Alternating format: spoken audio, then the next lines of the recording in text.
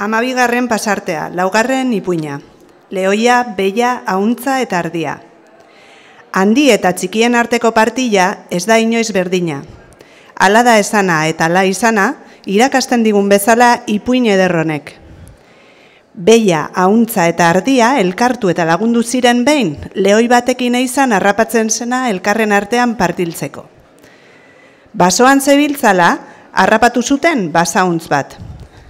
Lau gara, esan zuten lehoiez beste hirurek, eta laurdendu behar dugu basauntza hau. Geldi, dio lehoiak. Naiz ni, abere guztien buru eta nagusia. Lauren bat zor zait alde honetatik. Bigarren laurena ere, neuri dagokit, naizelako sendoena. Hirugarrena ezin inorkenduko dit, zuek baino arinago ibili naizelako. Eta nigatik izan ez balitz, iez egingo zizuten basauntz hauek.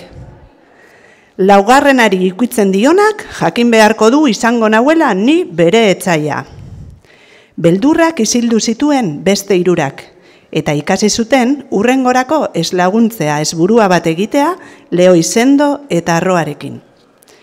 Ipuin honek irakasten die gizon argal, mehe eta nekazariei ez burua bat egitea beren hartu emanetan berak baino handiagoekin. Hauek badira arroak, asko jakin eta okerrak. Nekea izango da argalentzat, irabazia sendo dirudunentzat.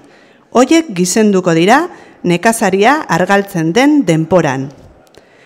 Laguntzat arrezazu berdina, handiagoa izango da kaltegina. Nahi baduzu igogoregi, jatsi beharko duzu beheregi.